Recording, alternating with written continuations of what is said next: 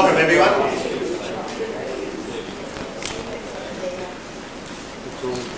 Welcome to the Astronomical Society of Frankston's annual general show.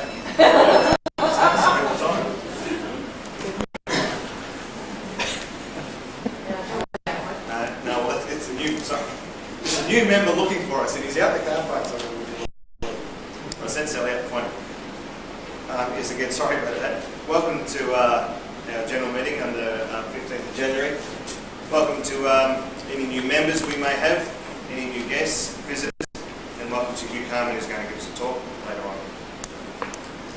John Cleveland isn't here tonight to talk about name tags, but he does turn up. Anyone that hasn't got a name tag or is a new member and looking for theirs, if he does come tonight, John Cleveland's the one to see. We have our normal raffle. Something we hold at each meeting is a raffle, costs $1 a ticket. 80% of the money goes back into the raffle again, so the society only takes 20% of it. So we do come up with lots of good prizes. We do have donations, and tonight's raffle is many prizes. Usually I do the raffles and all that, but this year I think Roger Chandler taking on. There's a couple of books, a couple of bottles of wine, and pass that around stuff. You, if you would like to buy a ticket, I hope you win something.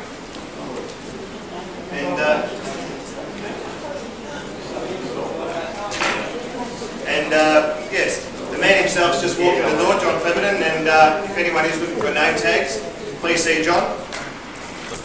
We have the usual question box going around, and that's if anyone's got a question or anything about the society, they write on there, put it in the box, and we'll have a look at it for you later.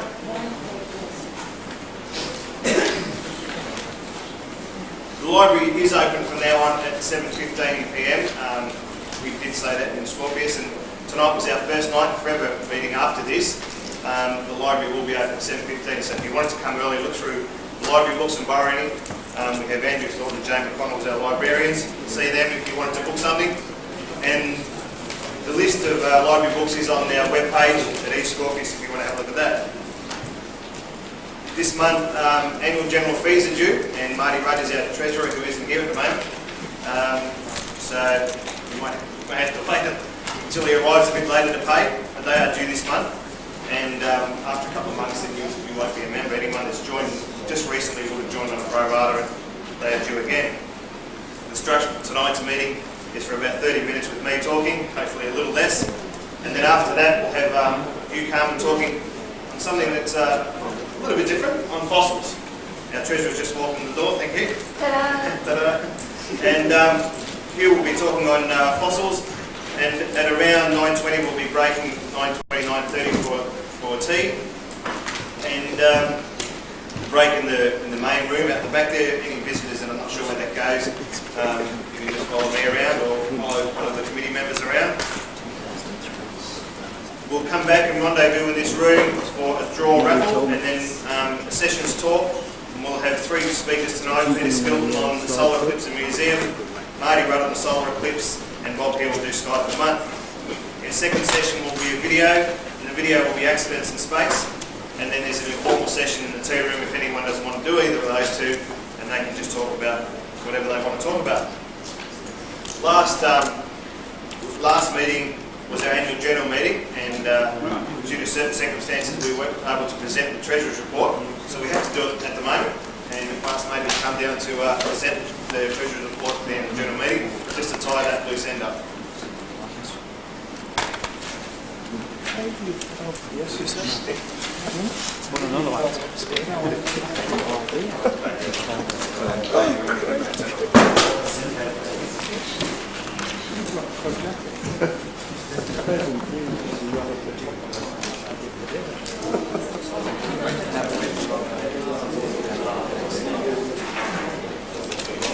It might be a bit close to the wall. Okay, just your attention there. Just get through the Treasurer's report for last year.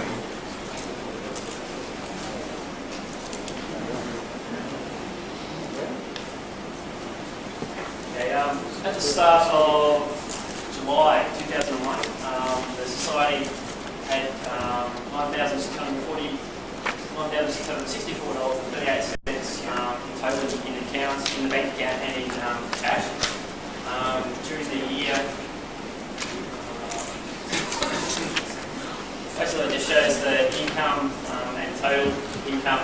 for the year, or added up altogether.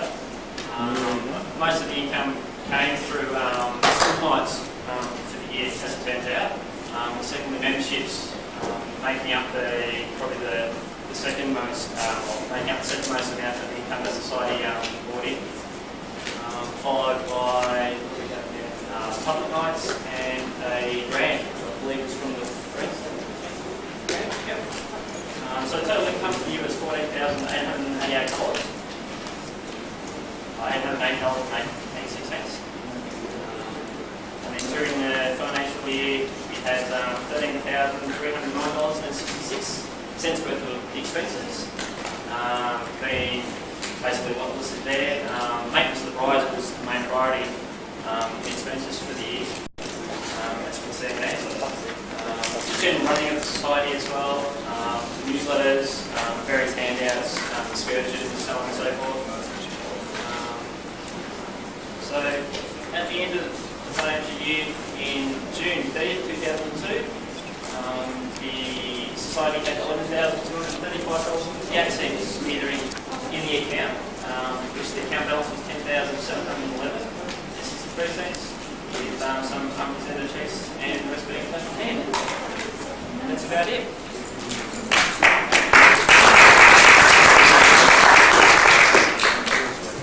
Okay, so as a director, I'd like to move that the report gets put forward. Thanks, Jake. Thank you.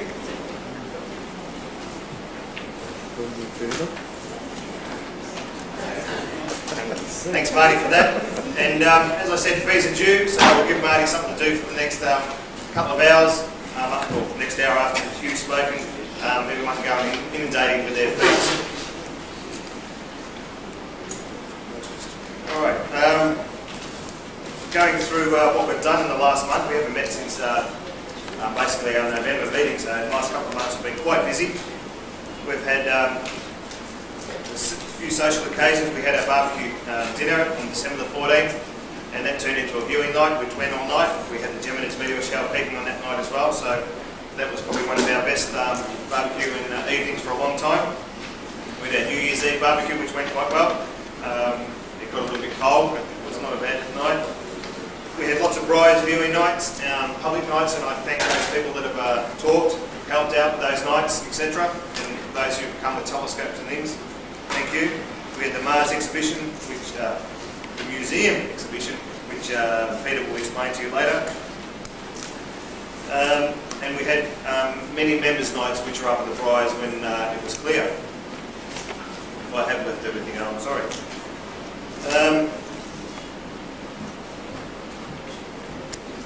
Apart from any eclipse, anyone talking about the eclipse, was there any members' observations tonight? Something that they may have seen or have been happy with? No? Then no one did any viewing? Fine.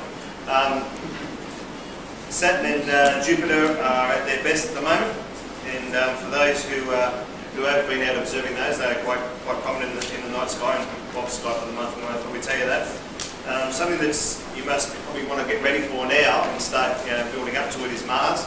Mars comes in opposition in August, and I urge you all to get your telescopes working well, get your filters up and running, etc. because this is the best it'll ever be in your lifetimes. The closest Mars will ever be to Earth. So do prepare for that. We'll have a lot more information on that as the year goes on.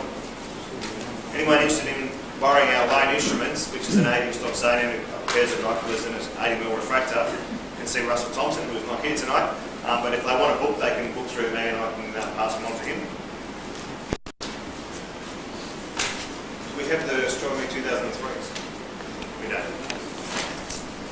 If anyone wants an Astronomy 2003 or has ordered one, hasn't received one, if they want to pop down onto the brides this Friday night, they'll be able to pick them up or buy one, or we'll have them available for your next meeting. I do remind you that there's no food or drink or anything in this room at all, and at any time through the evening. And I think we're going fairly well. We'll talk on the eclipse later. There's two people to talk on the eclipse. We have Astro Tour coming up, and that's at the Swinburne College, and Roger's organising that. So if anyone's interested in going to see this Astro Tour, sign to you, right, just through the tea break, and he'll take your name down. And we haven't actually worked out cost or anything yet, have we? Yeah, $10 a head. Sorry? $10 a head. $10 a head. Might want to stand up, Roger, just so people know. Well, that's Roger Chandler, he's organising the Astro trip. We do have an ASF dinner planned, tentatively dated for the 21st of March.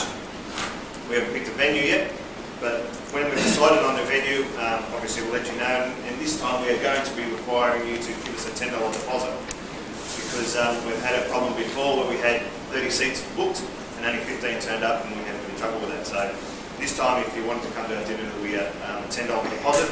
More information, most probably next month for you. All right.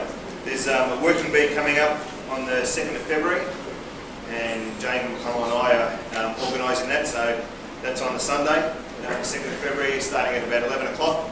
There's a little bit of maintenance to do up at the Bryce site, so if people can come up, that'll be good. We've decided to give the sausage sizzles a flick this year, and we'll have something different. So you'll have to come along and see what we might cook up. Maybe a hamburger or two.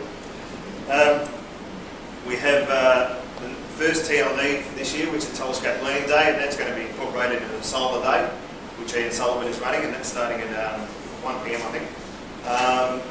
And in regards to, normally the TLDs are teaching you how to use your telescopes, anything to do with astronomy and that sort of thing. We have a small talk, but this one is basically all on solar viewing.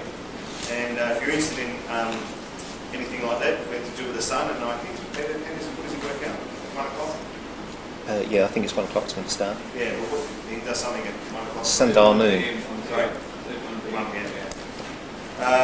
And Barry Adcock, I think, is coming down, and he's got a special prominence filter, I think, so you can enjoy looking at the sun in probably a way that we've never ever seen it before. So that's going to be well worth it. But yeah, 1 p.m. John is here, and we do have the what's-ons going around, I suggest. Thank you, John. And that will give you some information on what we're doing in the next month or so. All right, that's pretty much it. Does anyone else have something? No? Okay. So we're doing nice and early, Hugh, and I'd ask Hugh to come up and give the talk. And tonight's talk will be on fossils, which is something a little bit different than we've had before, but I'm very much looking forward to it, and I hope you all are too. So I'd like you to welcome Hugh Carman.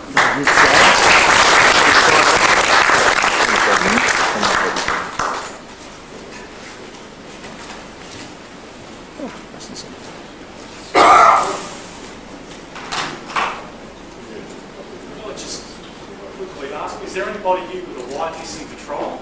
BBR 927? You've left your lights on. Headlights on. Of course it's have it. Yes, it's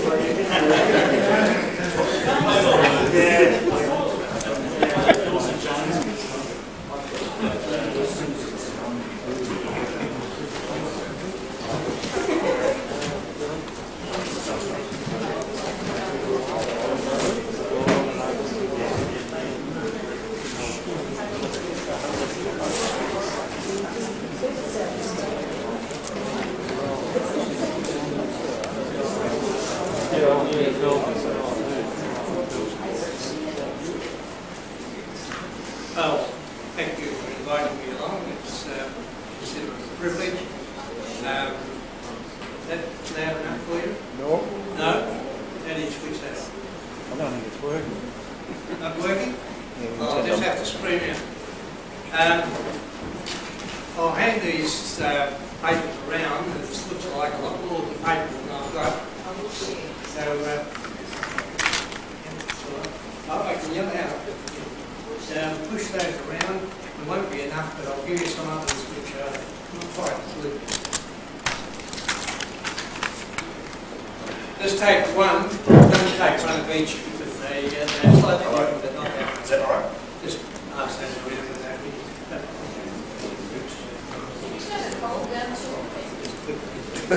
Which is good. He just passed it around. I've got control of that.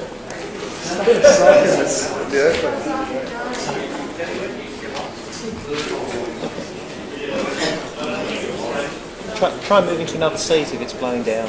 Actually, Right, firstly, I'd like to perhaps apologise for my absence over quite some considerable time. I do belong to the Astronomy Society, but I don't get along to many meetings. If you knew what I'm up to, you probably understand. I travel a lot, right around the world. I've been collecting fossils in just about every country in the world. Recently I just returned from Morocco, the Sahara Desert, and you name it. I generally find that I don't just go for fossils, I'm looking for minerals, gemstones, fossils, and meteorites, whatever happens to be available at that time. Excuse me. It's not always possible to get what you want, minerals or meteorites are even more scarce. I managed to pick up one in Morocco, but fossils are always plentiful. You'll find that all countries in the world, all continents have strata that have fossils in them. You can find them, so you've got your place for fossils. I generally have a little trouble coming home with bags of goodies that we've picked up. One of the first features, then you'll find that there's plenty of fossils to be found and recorded. Tonight I intend to give you a very brief outline into the meaning of fossils. Hopefully I'll deliver a message about our past and perhaps indicate what might be in our future. Some of you undoubtedly will be fossil collectors, others may not be. I hope that if this is an introduction to it, it will be nothing whet your appetite. It's quite an exciting, interesting, educational hobby to have. The study of fossils has a significant contribution on our thinking. It's changed our thinking over the years. If you like to think back when you're young, I'm not quite sure what your backgrounds are, but I was told that the Earth was built around about 6,000 years ago, and it wasn't until later that I learned about evolution and such.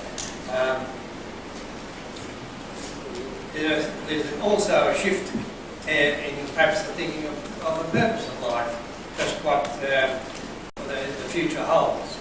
Scientific minds have penetrated the obscurities of the past, and they bring to us a really wonderful story, insight into what has happened, what's taken place since the beginning of the Earth, or our solar system, some 4.6 billion years ago.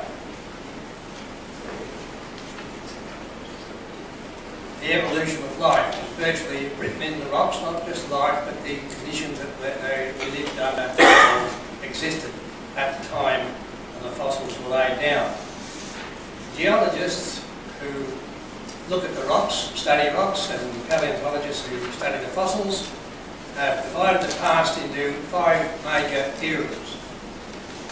The first era is the Archaeozoic, which begins right back at the beginning, 4.6 billion years ago, and the Proterozoic begins around about 3.5 billion years ago, and then we come into the Paleozoic, which is the ancient fossils, which we believe were the most ancient at the time we named it, around about 5.7 billion years ago.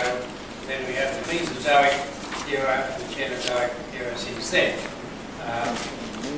I don't intend to go into those details of periods in great extent, but perhaps before I start talking about the fossils in general, we should perhaps define just what is a fossil.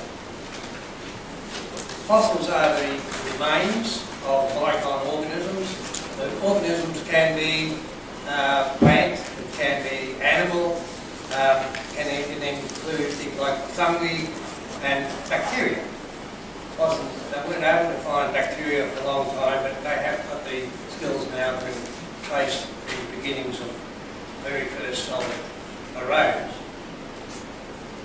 Stromatolites, which are found around about 3.5 billion years ago, we have stromatolites that are virtually the fossil that represents the very early cells that existed at the time. We not only look at those organisms, but we also consider their activities. If we find that we have a dinosaur footprint, that's considered as a fossil. Traces of their activities, whatever that may be, and perhaps I'll give you an example. Well, there's, I'm not sure what that looks like to you, but it's a little doggy-doo.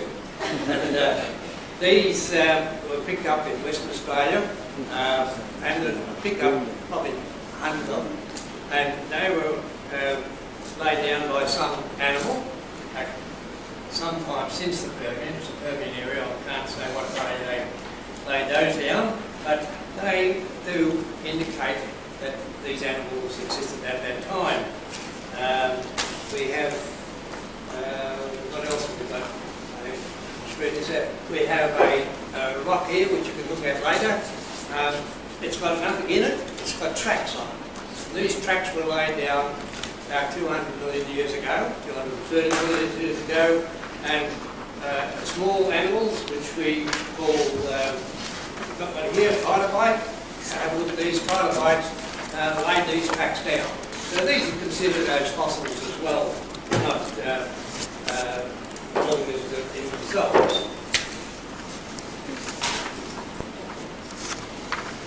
So fossils allow us not only to look at the past and what lived here, but they also play a role in allowing us to discover minerals. Minerals such as oil, limestone laid down by fossils, phosphate deposits.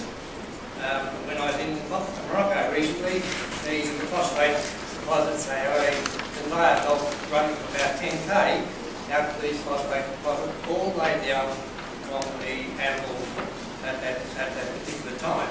The animals that existed were sharks, and we picked up dinosaur bones and other things at the same time. So they indicate, there's one here, the one on the end there, coal. The coal, you all know what coal is, and that's a piece of anthracite, which is black coal. That's a fossil in its own right. Some of these fossils were laid down, I'm not quite sure particularly that one, but right back in the Carboniferous time, which is we'll come back to later on. Fossils are probably very unique when you think about them, in that less than 0.1% of organisms that die are ever fossilized. If you think about the plants and the animals that are around you today, birds die, trees fall over and die. How many of those are ever fossilised? They disintegrate and disappear without the chance of being fossilised. The conditions for fossilisation then are very special, and I think the history will show that most of our fossils come after some large catastrophe that has buried the animals, and it shut out the oxygen, and so they haven't been decomposed quite as readily as they would have. When the fossil is buried in the sand or the soil, sometimes mineral water percolates through the sand, or the soil as it happens to be, and it replaces, or can replace, particle by particle of the organism that is has been buried, and replaces that with a particular mineral that happens to be in the water. Sometimes that's silica, or many of our opals are down that way, and some of those are fossilised. It's sometimes limestone, sometimes ironstone, even varieties. We find put down by the mineralisation. Anything that's not mineralised may last, but soft particles, as you can imagine, are destroyed in decomposition, and so we normally find that most fossils are bones or shells or some hard particle of the organism. On here we are. This particular one is an amber. Amber is normally the sap from some conifer, probably 60, 70 million years ago, and that's been laid down, and it is a fossil in its own right. It's been preserved, and anything that has been preserved is recognised as a fossil. Inside the amber, we'll find that there are insects also. Have a look at them, and these insects are fossils in their own right, so preserved particularly well. No decomposition virtually. I think you might remember the story we had with Jurassic Park, where they took the insects out, threw a mosquito out, and been blood sucking on the dinosaurs, and they got the DNA and reproduced the dinosaur. Well, that's the story, anyway. So, I go back now into the history of the fossils. Just make sure we deal with that. We've got any, perhaps if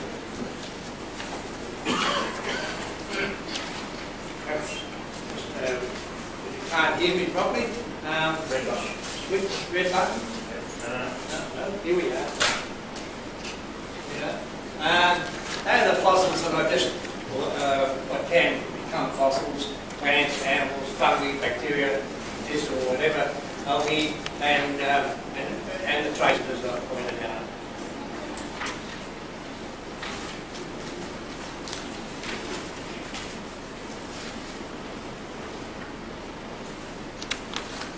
Now, until recently, we thought that scientists believed that life began around about 570 million years ago in the Paleozoic, beginning of the Paleozoic, and they found fossils in this strata to correspond, and they believed that was about it. But since then, they have found, even in Australia, other pre-Cambrian strata. We refer to it over here as Ediacaran. There is an Ediacara area in South Australia, and that's where it gets its name from here. But really, it didn't even start what they thought was perhaps 1,500 years ago. They've now been able to trace cells right back to 3.5 billion years ago, which is 3,500 million years. And these organisms, they had to contend with very hostile conditions that you wouldn't be living in. There was no oxygen in the atmosphere. It's got lots of carbon dioxide, lots of nitrogen, and perhaps lots of volcanic vapours. So it seemed to suit the particular conditions that this organism developed. There would be a lot of chemical reactions going on, and some people say, well, if there's enough chemical reactions going on, that cell would form. Others believe that it came from outer space, something landed here on Earth, maybe a meteorite or even a spore, such. In my work days, I was a bacteriologist, and I handled bacteria that were freeze-dried, which means that they took them down to a low temperature and dried them right out, and they were the best way we could preserve organisms. We didn't do that. They seemed to mutate and change, so we had to keep something that was pretty steady. And so I believe that it's quite possible that an organism could come through space and doesn't worry about drying out or anything else and survive. If it didn't survive in its own right, it's quite possible that it came in a meteorite or some other way of getting here. It doesn't matter really whether some people believe it by design, but it got here. We can't be sure just how large the gap. We haven't worked that out at this stage. The atmosphere was mostly then carbon and carbon dioxide, and I think that's important in that to know that the cell didn't live like the cells do today in general. The bacteria were chemosynthetic or chemosynthesis. Today we rely on photosynthesis in plants. They take their energy from the sunlight and they use this to provide their own nutrients and their own body parts. But it was slightly different conditions than what we have at the moment. At about the same time, we had another cell. It's referred to as an algae cell, which the bacterial cell which first formed was virtually a membrane, and DNA molecule inside was allowed to itself to replicate, and virtually nothing else. It was a marvellous piece of chemistry, but it didn't have much else going for it. The second cell which we find is the one which relates to more like algae, and this cell was still a very simple cell, if you like to call it simple. It was a cell that had the DNA in it, but it also had other organelles in it. The organelles, someone before, mitochondria, and these other organelles somehow got into this cell, maybe by symbiotic relationship, other bacteria or other organisms got in. Also, we found that the protoplasts are in there, where we have, chloroplasts, which were developed as one of the organelles. And this chloroplast had chlorophyll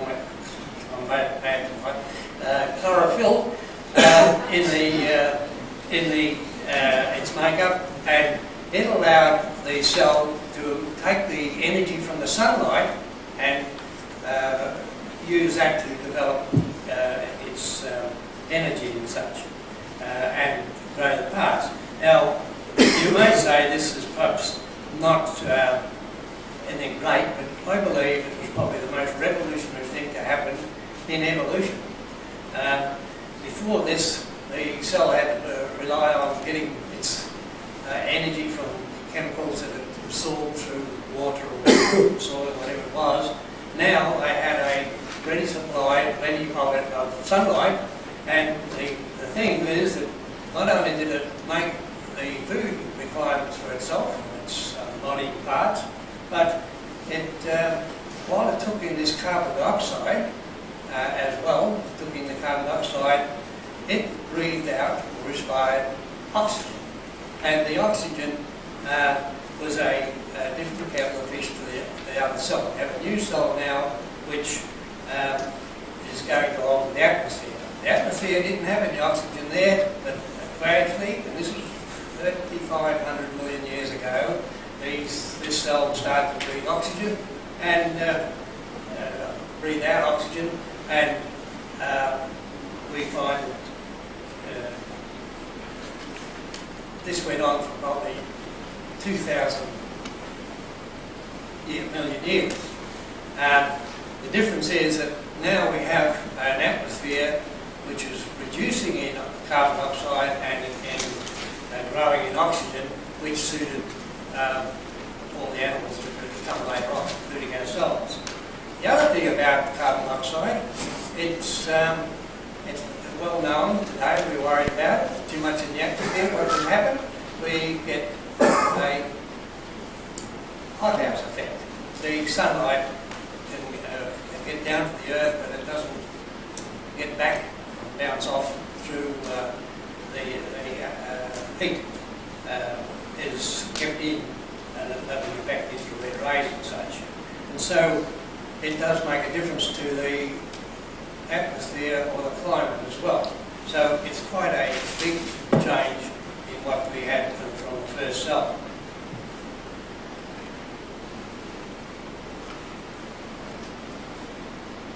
The evidence to supply this is obtained now. They can dig up chert stones and find bacteria which correspond to this old age of 3.5 million years. We also have an organism, a stromatolite. You've probably heard of those. They grow over in Western Australia, Shark Bay, and these stromatolites were the houses, you might say, of what the algae and the cyanobacteria first grew in and were able to produce it's a limestone, like calcium carbonate deposit. And that particular stone there is identical, in fact, it's one of these stromatolites, and it's layer upon layer put out by these bacteria and algae at the time. There's another particular one, this one came from Western Australia, the other one came from Northern Territory. But the stromatolites,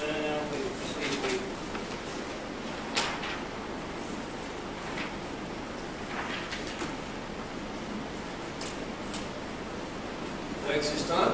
That's how they grow.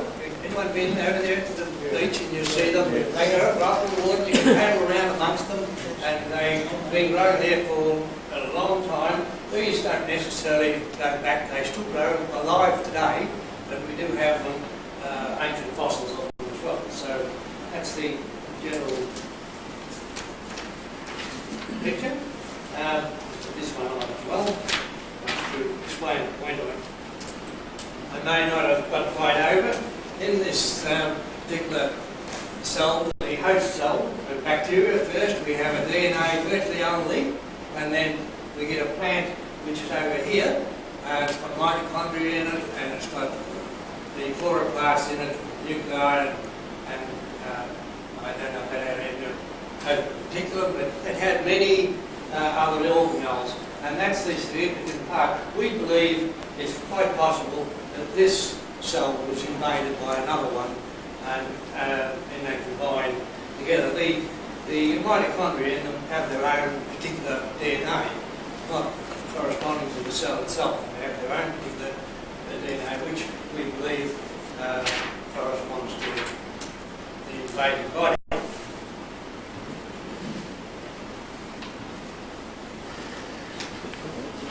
The pre-Cambrian stage went from about 1,500 million years down to 570. About 1,500 million, not much happened between 3,500 million and 1,500 million, and it probably meant that these algae spread in vast quantities right around the world, all in the sea, of course, and it took a long time. 2 million years is a long time to change the atmosphere which enabled other organisms to develop.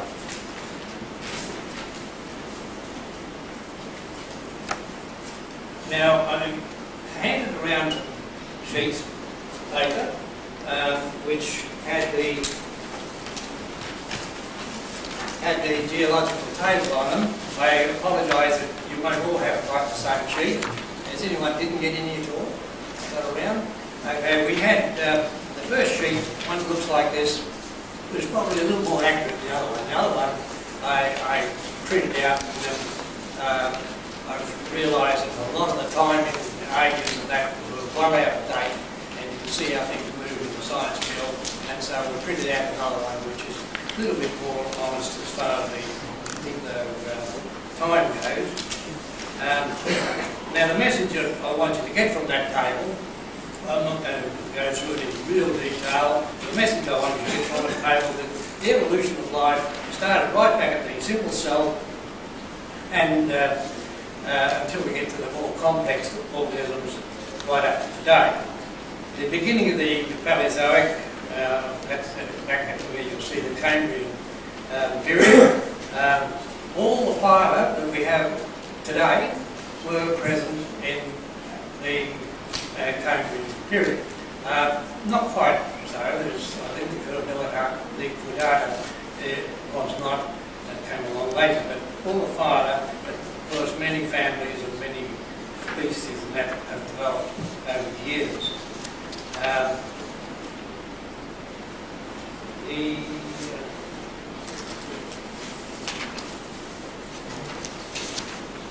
Some of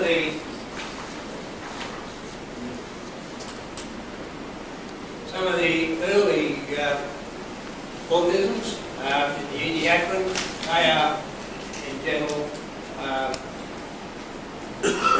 surprisingly well kept. They are jellyfish, and as you know, jellyfish don't have many hard parts, so we're lucky to even have some of them. Over here, I think we have a beginning of a sponge iocasatum, and they were produced, and quite a number of other organisms at the same time developed.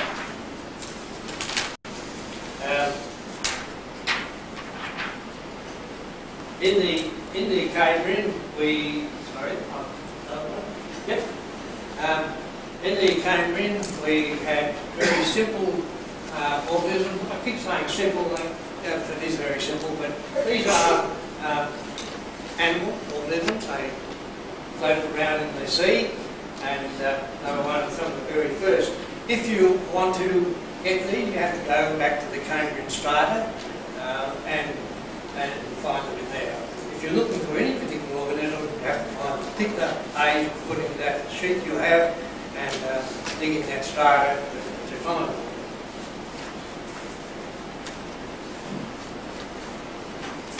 Another organism which I've taken into more detail there is a trilobite, and it's got 3 lobes, trilobite, and this is one of the early organisms. These came a bit later.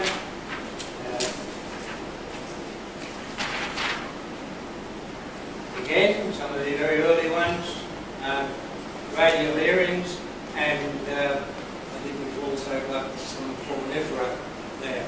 These are simple organisms at the time. They've disappeared. They're foraminifera, which lay down calcium deposits, and the radial earrings actually had a silica-based skeleton. And some of you might have seen the white cliffs of Dover. Well, that was when they lay down when the foraminifera saw the end of their go.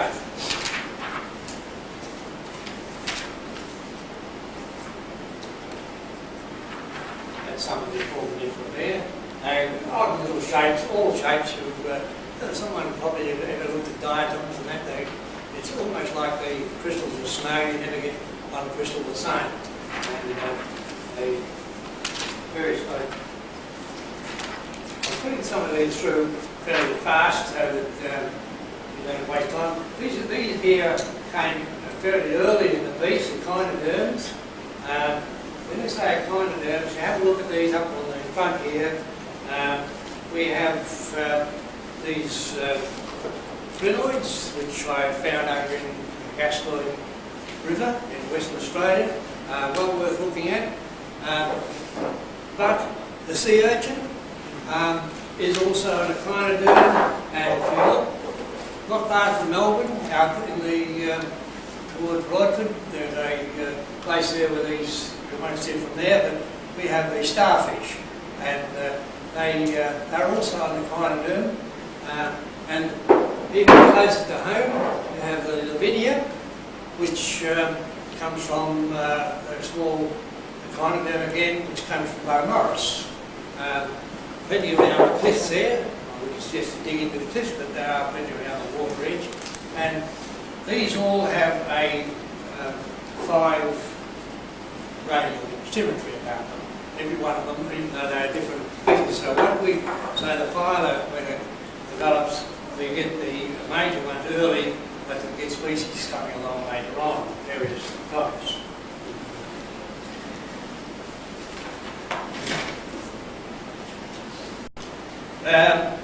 By the time the Silurian, you'll see that there, by the time the Silurian period finished, we had land plants up to then, all life was in the sea, and we had land plants developing, and the first amphibians were coming out onto the land as well.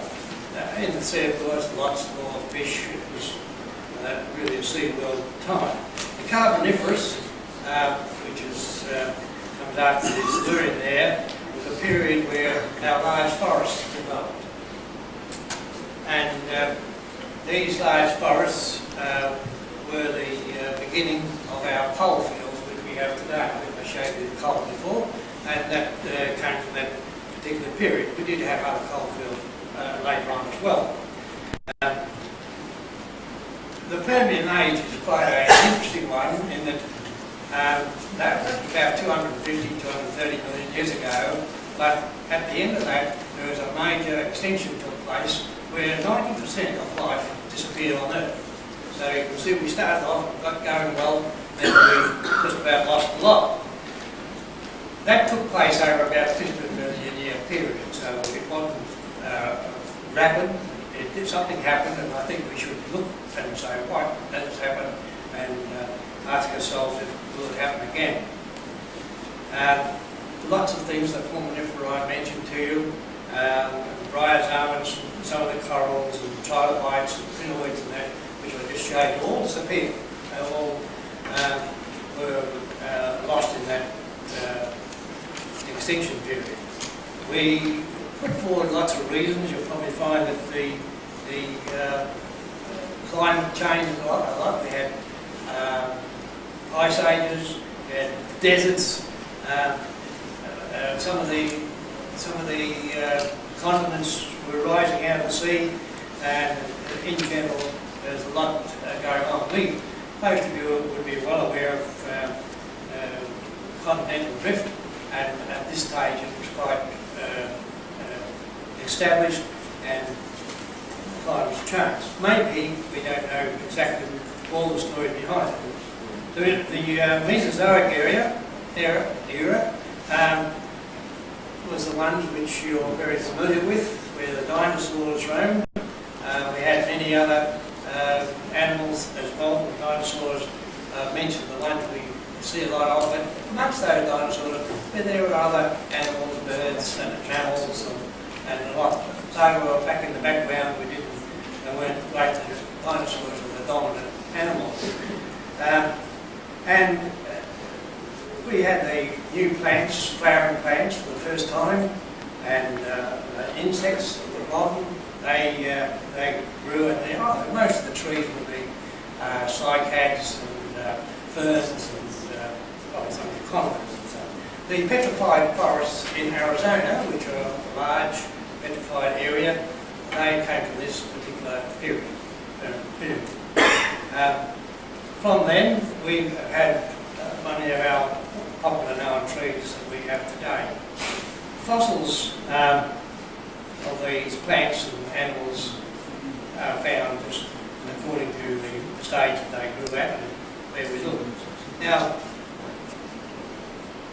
I think I'll push on a little bit there. There's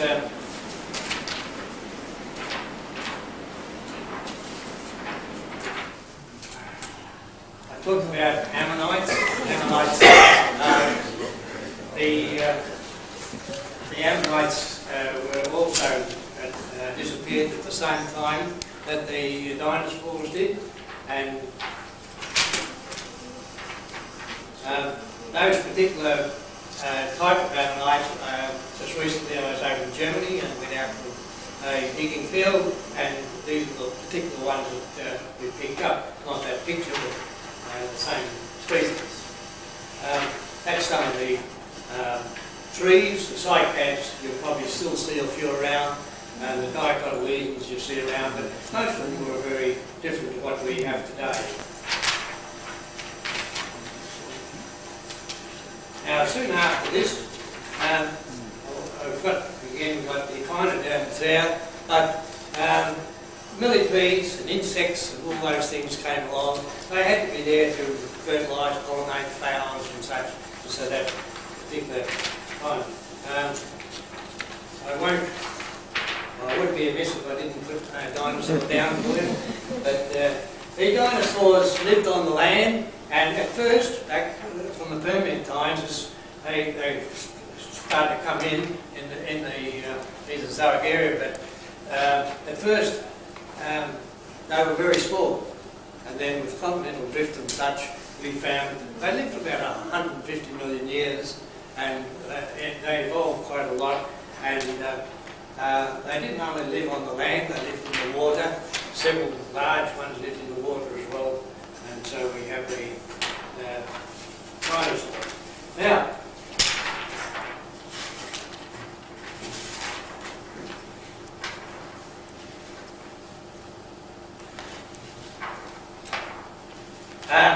just one point, I didn't say back earlier, I did say meteorites may have brought life to Earth. I just go back to that a little. You may remember a few years ago, I think it was in the 60s, a carbonaceous chondrite, meteorite, landed in Murchison in Victoria. You all remember that? Yep. And this particular one was investigated pretty well, and they found many amino acids. I'm not quite sure of the number. I think in our bodies we have about 23 different amino acids. They make up your protein, your flesh and that, and those that are not biochemists. And they found lots of these amino acids in this particular meteorite. And they thought, well, maybe this is coming from somewhere else with life. We're not sure of that. You can have chemical development of amino acids, it doesn't have to be biological, but it was interesting that they were there. And also in another meteorite, it came from Mars, they found very small structures that resemble bacteria. If you're bacterial fellows, you know, bacillus, like little rods. And as far as I can remember, they were a lot smaller than bacteria, so they hadn't made their day perhaps. But so they think that may have been life again coming in from Mars, may have been an indication. There's a lot of controversy with it. Some believe that the particles that you observe are actually mineral crystals of minerals growing, so we're not quite sure whether they are really life or not, but it's an interesting one, just it adds to the exploration. Now, next thing I'd like to mention, I'm not going to go, as I said, right through the whole table for you, but we've been through it enough just to know that it has developed in a very good sequence. One thing that you tend to people believe that we've evolved, and there seems to be some logical order in the way we evolved. Now, I don't believe that's the case. We've evolved all right, but so many times we've been struck down and destroyed, and we had to start again, whatever remained on the Earth. And so, the evolution is a little bit of a hit and miss as well. It's not quite so that we're going to get something better the next time. It's a little bit chancy. So just thought I'd mention in all the periods that you see there on the table. We've had many extinctions take place. Some catastrophe has happened, and if you start back here at the Cambrian, only small amounts, but they did die out. Even before the end of the Cambrian, some of the animals had died out. At the end of the Ordovician, we had a fairly massive extinction. At the end of the Permian, I just mentioned to you, we had another very massive one, where 90% of their life taken. And throughout, the one which probably have heard most of is the one at the end of the Cretaceous, just going into the tertiary, the boundary there, and this is when the dinosaurs disappeared, and so I just mentioned. Now, I can't emphasise that we shouldn't be looking at what's caused this. It's worth our while, because our lot might be next, and I think that we can only look at it as close as possible, and I'd like to just take one which of these extinctions, that's the one on the CT boundary, Cretaceous and tertiary boundary, which saw all those animals die. There's around about 70% disappeared at that stage, and many of the ideas have been put forward, what's caused it. We think maybe the climate change, lethal genes may be there, even diseases like HIV, These can wipe out organisms, but if you get many different kinds of organisms wiping out, one would say, well, it can't be HIV so much. Cosmic rays are another one. I don't know, as astronomers you probably know that every occasion, I think it's 200 million years or so, that we go through and we get a very high dose of cosmic rays. Maybe it's the way that our solar system goes around our galaxy.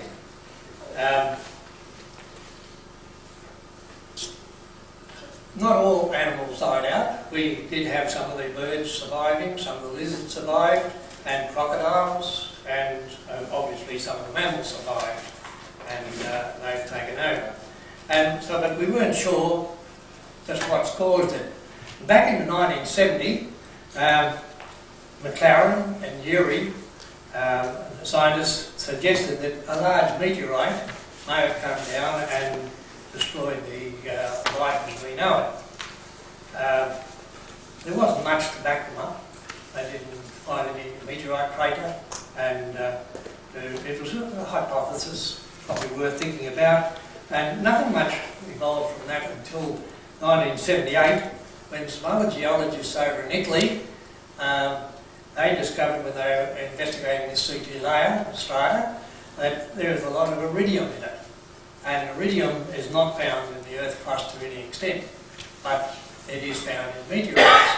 And they found that this iridium does point towards a meteorite, but there is still no evidence where did the meteorite land.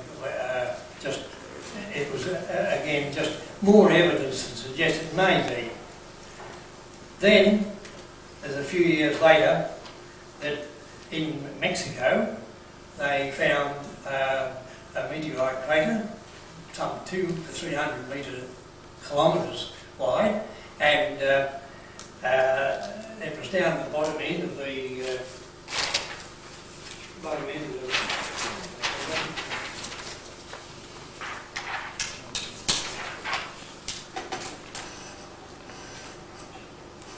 right down at the bottom end of Mexico, the Yucatan Peninsula, and the Chuxtla, and most of it was out in the sea. So they only found this, and when they found that,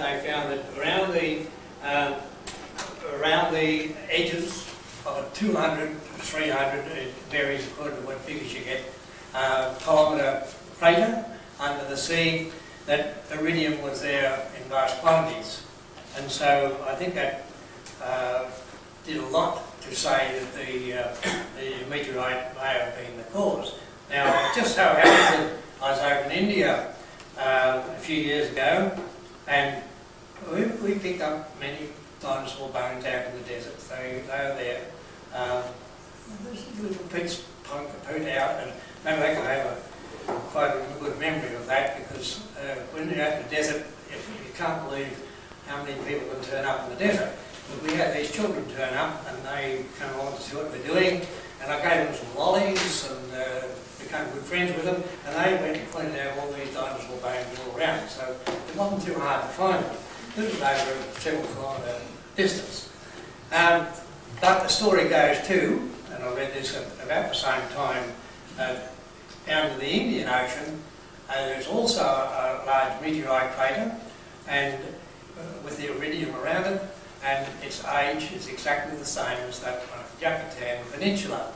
And so it's thought that this meteorite probably broke up into two parts. The one landed in the Indian Ocean and the other one in Brazil. So we do have some evidence to support the meteorite. The other possibility was volcanoes might bring it up and spread it around. But I think the story goes mostly with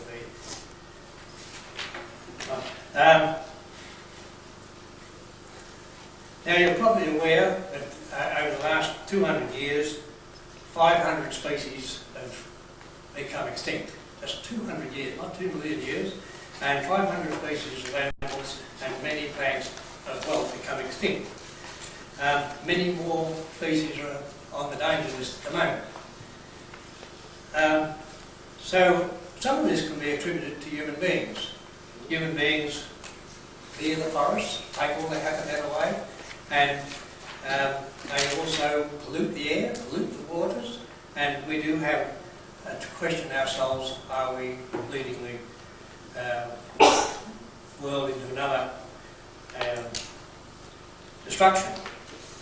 The greenies we tell us to watch out, too much carbon dioxide in the air, and we should be taking more care. But you think about it, they had, I'm not sure when it was, you probably remember better than me, but about 12 months ago, maybe a little more, we had a world body consider this waste pollution and had to cut down on carbon dioxide and such. America, which produces the vast quantities of it, couldn't comply because what happens to their economy? What happens to their profits? And so America hasn't complied. To some extent they will, and so have we. But we still find excuses not to do it. We're not going to cut out our cars until we get petrol and until we get other better methods, and which will bring in a profit. So we've got problems.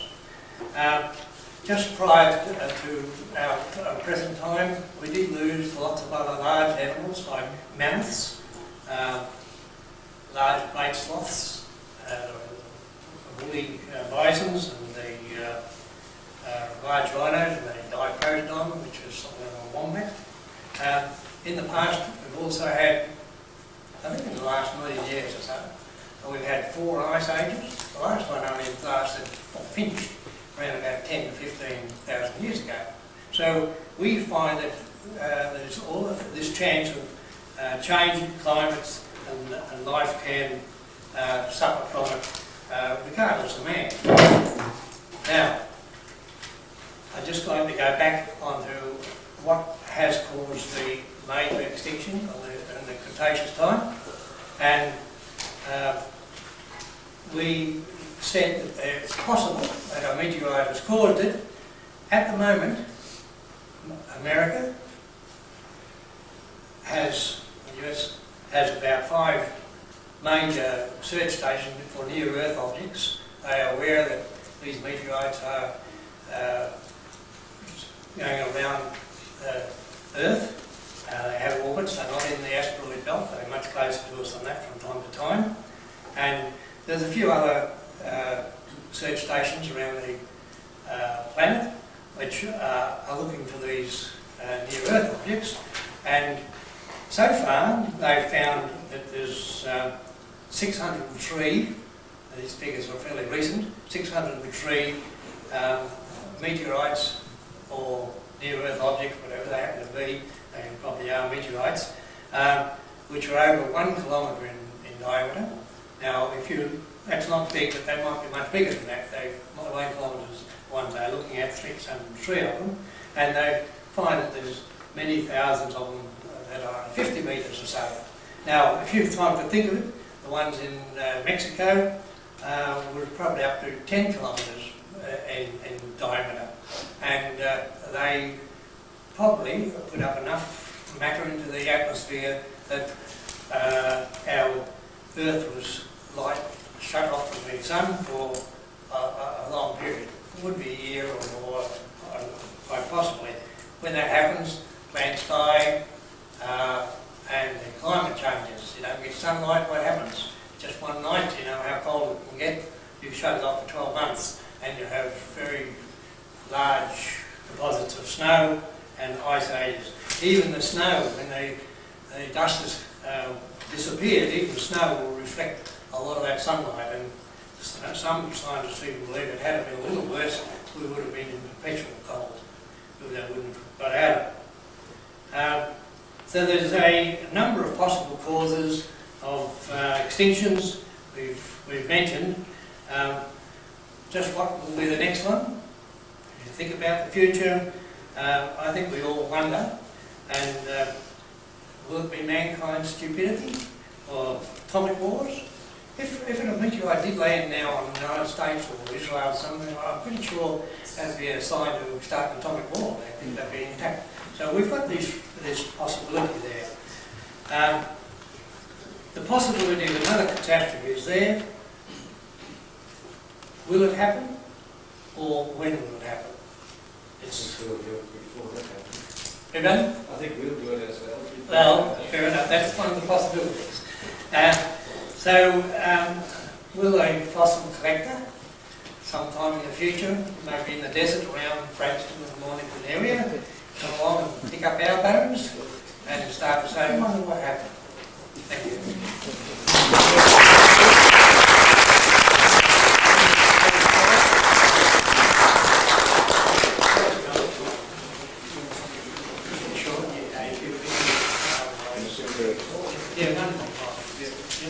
Before we have any questions, we'll just run through a few slides because we've got a little bit of time on that slopes.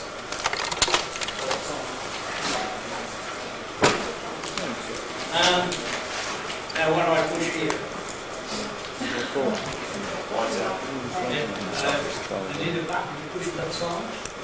Oh, That's lines. The hand control's down there. oh, sorry. That's my memory. Yeah.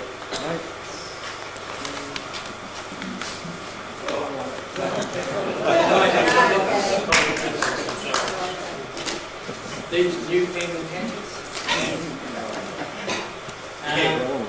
I'll just go through roughly through these forward. Make sure these forward. They are the videos which I showed you part of that from Morris, and they're the kind of the video woodside that they call them. Over in Morocco, we came across these out in the Sahara Desert, just next to it. We come across these huge rocks, and you can see on the. Do we have a? No worry. Here it is. We had these fossils, Orthoceras. There's quite a number, ammonites. And that rock would be probably 20, 30 feet, 5 metres, say, 5 or 6 metres long. So to give you an idea, and these are sitting on top of the ground. There's lots and lots of fossils, and they don't go everywhere. They just follow a strata right through, and they might go for 10 kilometres. But that's something. Are they originally from the sea? Even Are they originally from the sea? from the Sea. oh yeah, all the series are they all sea. That's another interesting point to show that the sea has extended further across. The Earth has been up and down in the sea quite a few times.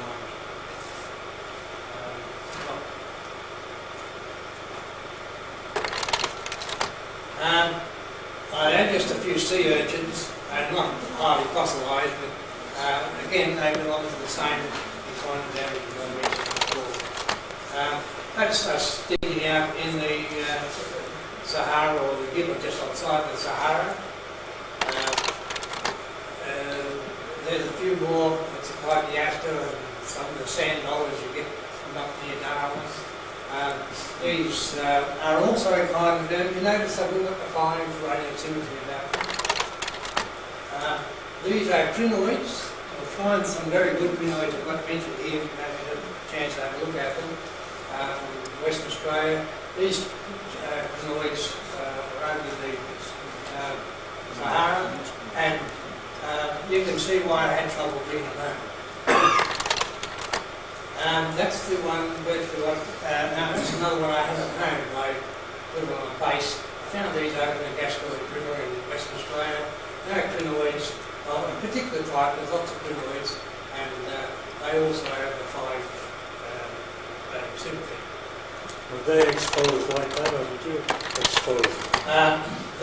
I found these walking along the river. The river's about a mile wide, and walking along the river bank. I come across these, and you can see some of them. Some of them have been chiseled out since. So there are some here on the table. Not that particular one. I didn't. This one's pretty heavy, and a sign on the bottom that sits in my display at home. These are the starfish, which I said were, Columba 9, towards Broadford in Victoria, and you have to go down into certain strata and find these all the way down, around about the Silurian time, when they died. Again, fishing away a little bit of dirt. Most of it is just as they are pretty fragile, so you couldn't fix them up very much. Some of the crinoid material from down in the middle of the forest of Victoria. I think there is one up at the area of the mantelpiece where you go up I'm pretty sure there is one of those up there. That's just a large 2.25 tonne petrified wood I've got sitting in my front yard. These stones have got, and they've got lots of ammonites through them. The little ammonites all the way through. They're very, very highly fossilised, and they sit out in my garden and get a cup of tea on them. Just enjoy yourself amongst all the fossils. Down underneath you can see the Clypeasters. I know a lot of people were worried about destroying some of these, but the museum is not top notch, and some of those are not quite so top notch. That's just another view. That gives you an idea of the immensity. The ones we were talking about before. It's just another view of another area. You can see the sand. If it's the Sahara like that, we went out into the sand for 4 or 5 hours, and you don't see much of this like the sand. It's just on the edge of the desert itself. We had to go out on campus, of course. These, I don't when I was in Germany actually. No, in France I went to Germany later. All those series there, they polish up quite well. The people who actually did that were in Morocco, and they sit out in the sun under a tree around about 50-degree heat, because I can tell you the Sahara is hot. And they chop these out with an angle grinder, and then they take them and shine them up. The technique is not too hard. You use various powders and brad to get down fine and clear the polish. That's another angle right there.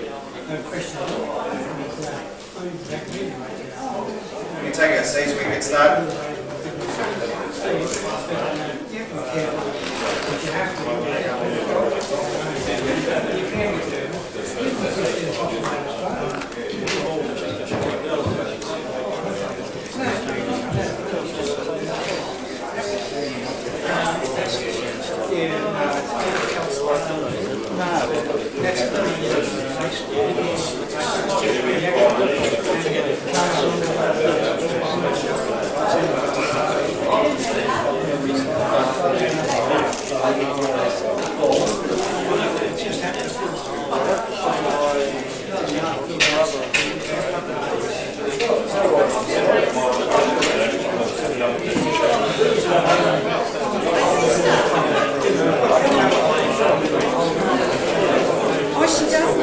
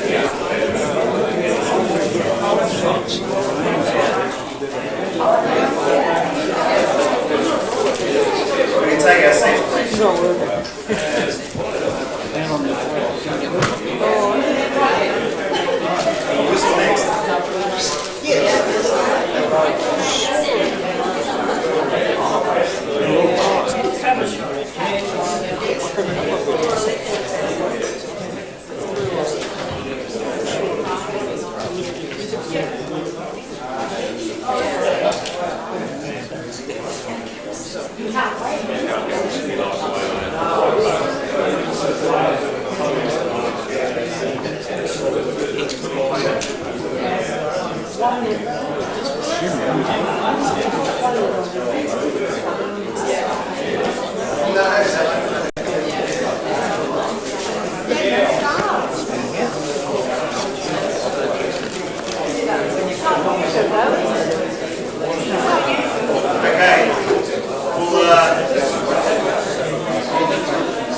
keep going and we'll start off with the raffle. And this year Roger Chandler is doing the raffle for us, so if you want to come up, Roger, and do the honours. And good luck, and we have many different prizes.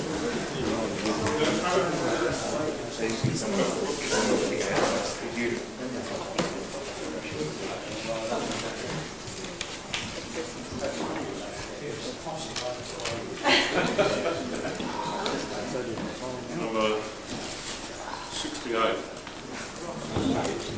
68. Somebody outside having a cigarette, I suspect. Probably. Well, you better hurry up. There's some as free. Yeah, a little bit. Yeah, go on. Someone up there.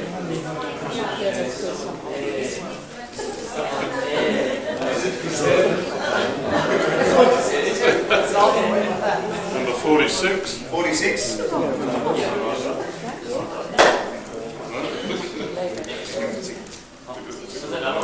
46.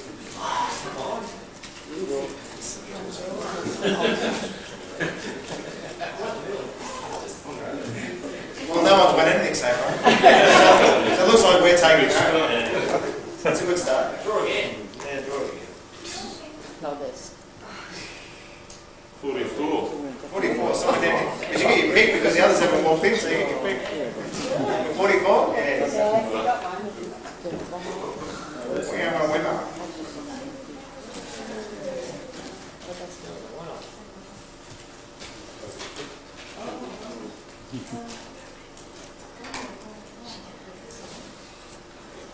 Well done. One more. I'll pick the money. Can't, didn't take it. 72. Carol. Very good. I'll leave the other two.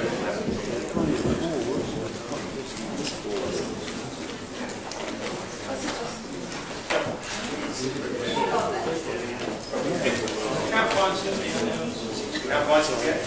They can stay from there. Just leave it. Don't try it. Oh, here we are. 68? Yep. Come and pick a prize. Yep. Any one of those two? Has anyone got ticket 46? Some have already been No ticket 46? Alright, I'm going to draw one more. So if those in the room will be right. Supplemental. Number 8. Number 8. 18. No? It's the most longest drawn out raffle we've ever had. 37. Yes. 37? Yeah. Here. Hines! Have a nice book, Hines. Well done. Okay. Those who missed out, bad luck. Alright, we'll start off with Peter Skilton, who's going to talk on the solar eclipse and the museum. And then we'll go on to Marty and then Bob.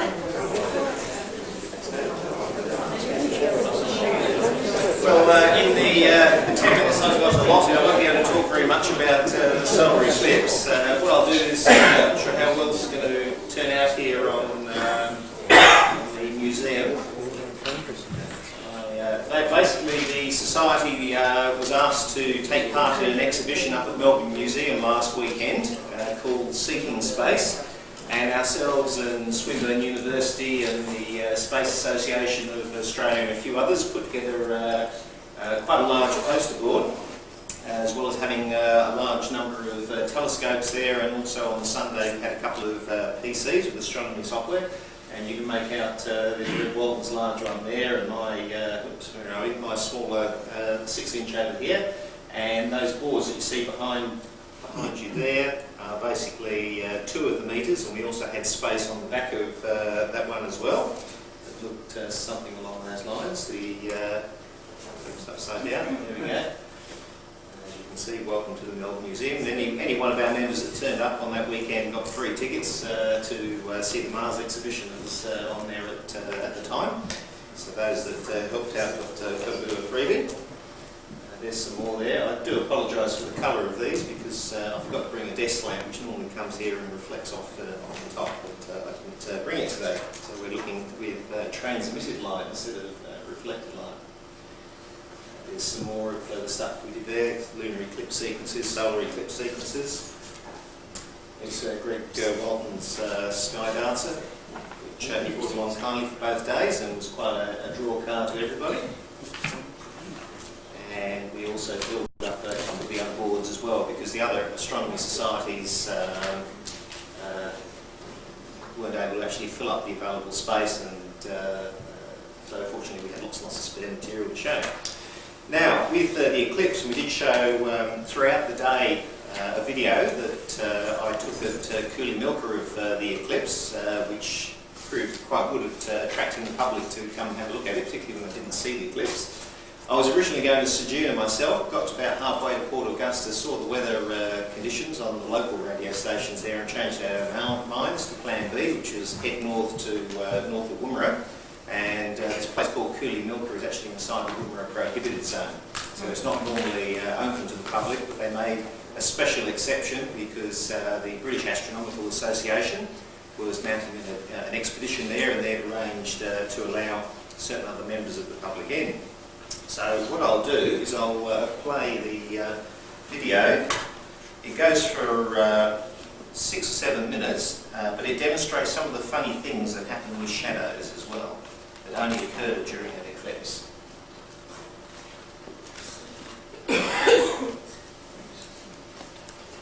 Press the play button here.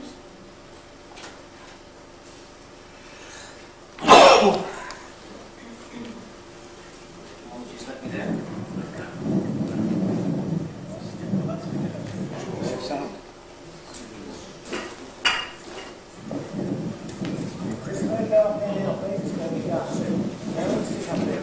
Audio, not video.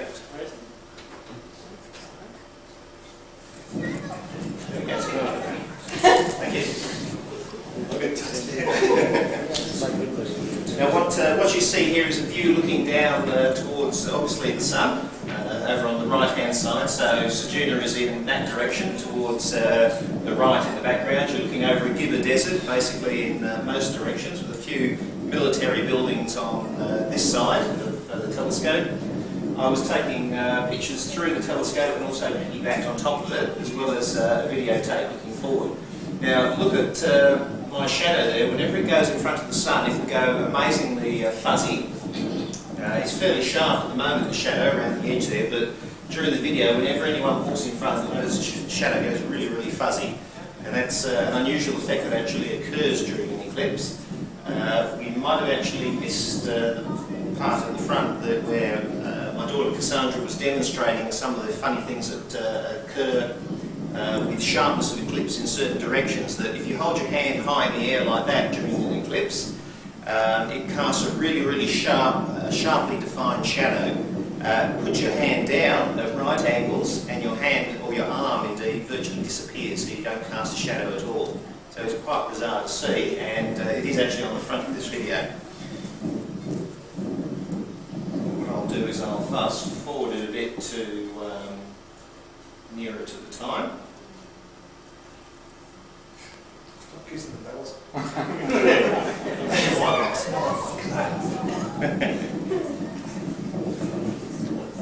Now, just before the eclipse, a little bit before this time, the cicadas came out, and our kids certainly noticed the cicadas. Right throughout the day, it was very unpleasant. There were probably 40-knot winds blowing at us, and they were laden with red desert dust, which got into absolutely everything. Telescopes, cameras, camera bags, telescope holding accessories. Most hostile conditions I've ever had my equipment in. And it's coming pretty close now to the time. Just turn it off.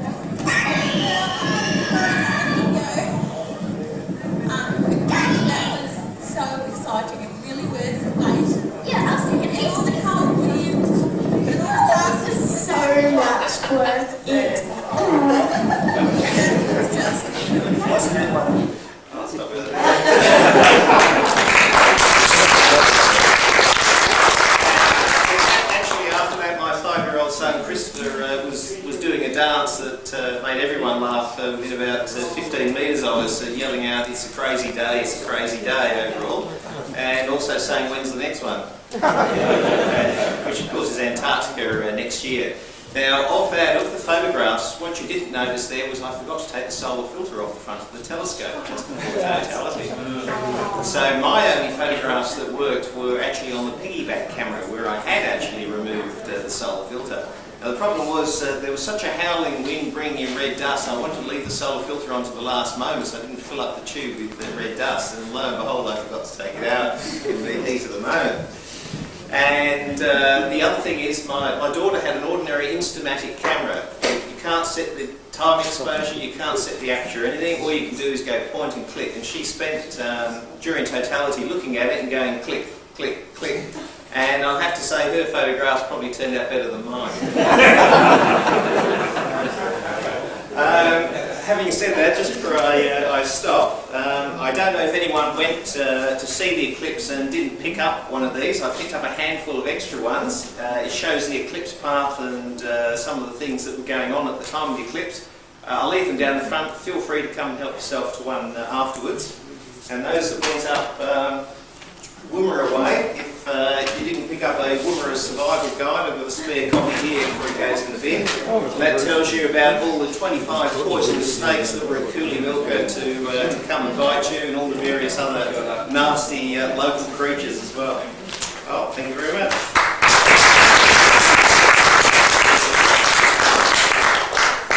Looked like a bit of fun. If we showed any sort of videos and photographs of what we did at Seedwings, basically everyone was freezing. It was like the Antarctic. Marty. Marty's got his video to show, but it's via computer or something.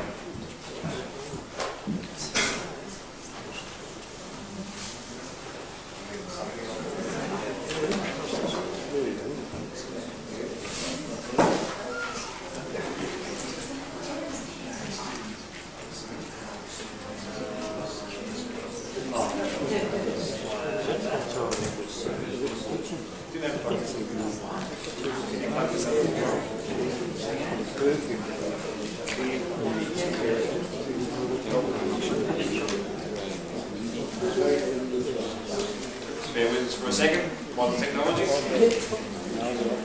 you can go to telescope anywhere. I did say that.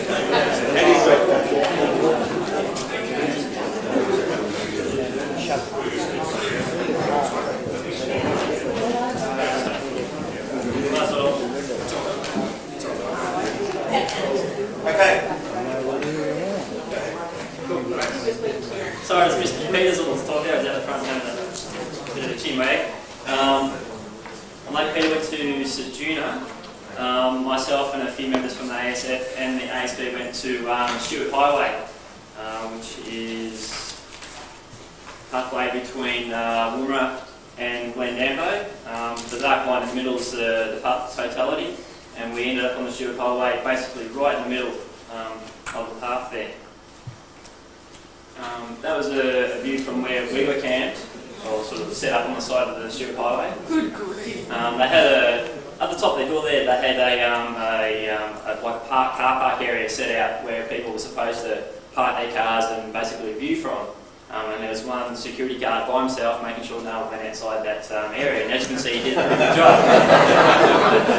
I think he was a little bit overwhelmed, and we turned up and there weren't too many people there. And we were told to sort of move along and not sort of stay on the side of the road, so we basically went about 500 metres down the road so he would chase us. And at the same time, everyone and their dog basically started turning up, and I think he just threw his hands in the air. It was like his deck, he enjoyed the scenery himself. That was our setup. The hill that was in the photo just before was down to the right on the horizon there. We just had our cameras and our deck chairs, and we set up about probably 5 hours before the actual eclipse event occurred. And when it occurred, these are a few of the photos that I actually took myself of the event. Just through various stages and totality in the middle there, and then coming back out. That's just another few photos I sort of put together. bit of diamond effect there, and totality itself again. And there's a photo that Richard took of projection through the telescope on a white card that we had set up so we could see it as well. Watch the sunspot slowly disappear as the moon went in front of those. And then took a bit of an eclipse video as well.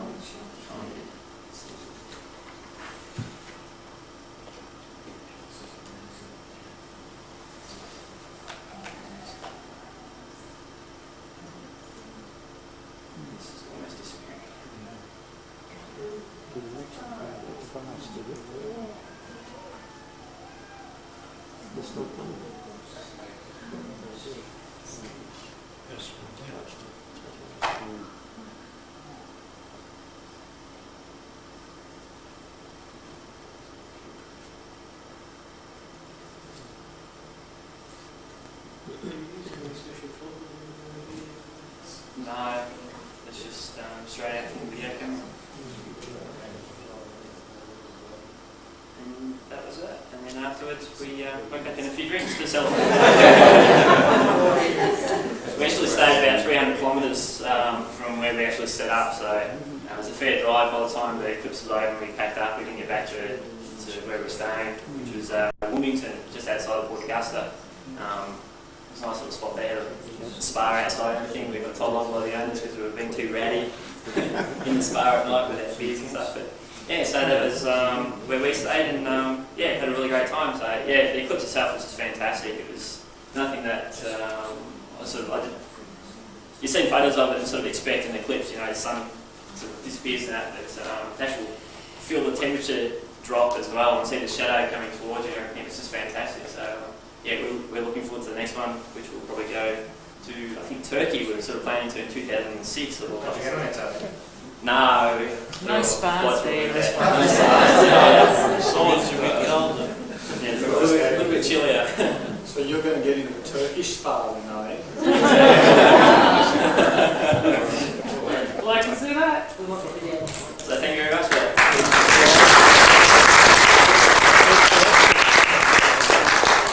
That was very good, Marty.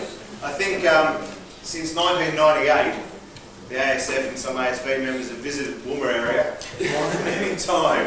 It's amazing. If it's not a Leone meteor shower or something or another, a solar eclipse, it's supposed to be, I think, in a couple more years, it's going to be the minor planet occultation of a lifetime, and we're all going to have to travel to Woomera for it. So You should be getting a corporate rate it's got over to be there. coming up. So, right. We should have our own rooms there. Exactly. Peter? If you want me, I can just choose to talk on the Skilton end of it, because we went to Skilton. Have you got a minute? I don't have any pictures, we've taken any pictures.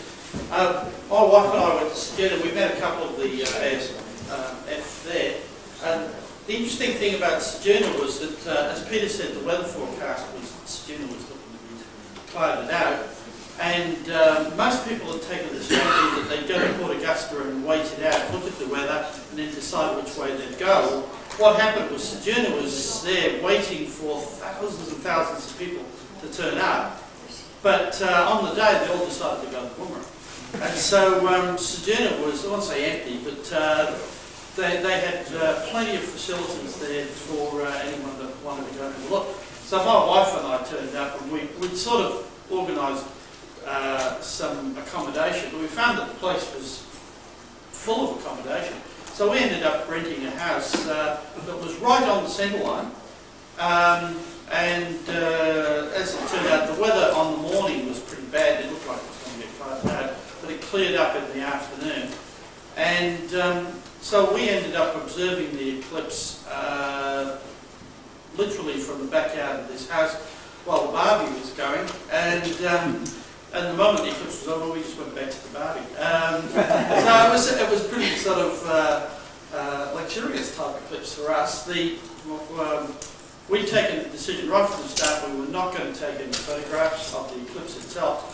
For 30 seconds, you were going to spend far too much time playing with the camera, and you were probably likely to forget the filters. So we took the view that this was going to be just a pure experience, visual effect. So we took binoculars and we looked at the eclipse through 16 by 50 binoculars. My wife and I just had the binoculars. I told her when she could look, and I told her when she could stop looking. And She took notice.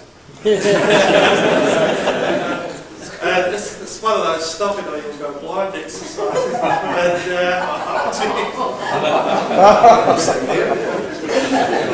And it was a great eclipse. The amazing thing from my point of view was one, the chromosphere was so red. I was amazed at how red it was. The other was that the corona, as you saw there, was not very big in extent. In fact, even in binoculars, it was hard to really see it extended. And it didn't get dark. Although generally things dimmed off, it was more like a dark twilight than the 76 eclipse went black. It just didn't go dark. I think it's because the eclipse was again so short. And then the final thing was, of course, in Skilton we had 27,000 Japanese, and every one of them had a flash on their camera. And so when you looked around the bay, there were 50,000 flashes. And they were all out of sync because it's 1.5 second delay to the vertical. Handy when you're taking a picture of the sun. Yeah, that's what I thought. Right. So it was a good time. Thanks, Peter.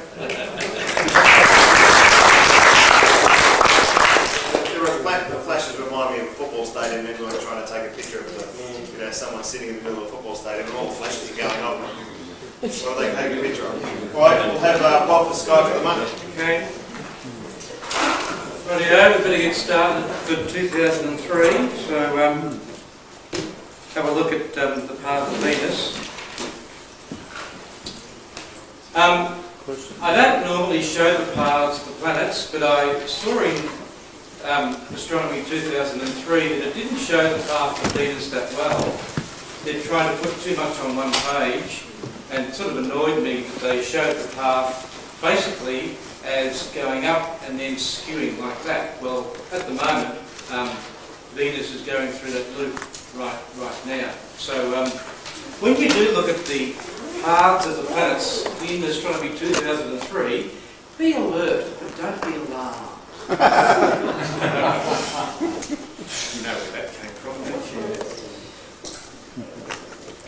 Okay, back to normality. Mars, I think we'll just knock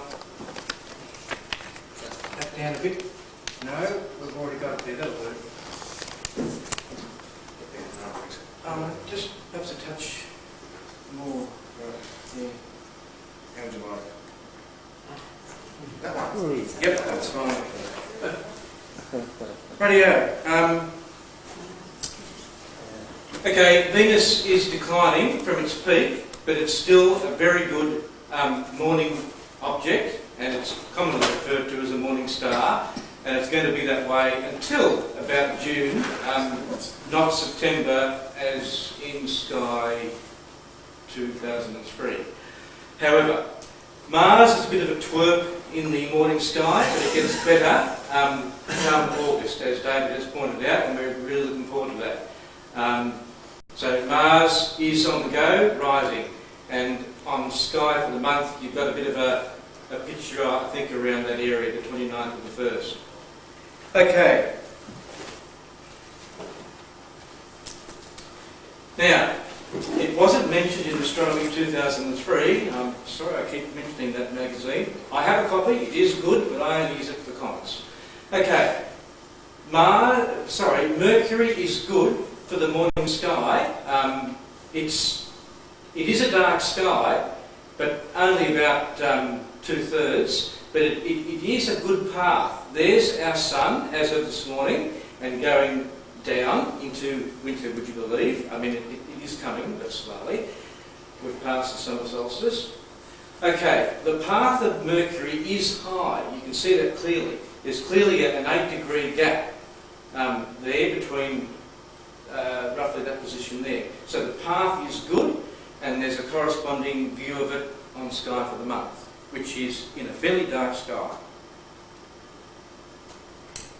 And finally, Saturn is a bit lower in the northern sky, but it's a lovely view. It's great. Jupiter is rising, increasingly, but Saturn is moving away from it at a bit of a pace. But they're both good views. Saturn particularly, and Jupiter will follow if we give it a month or so. Okay, Saturn is a doozy.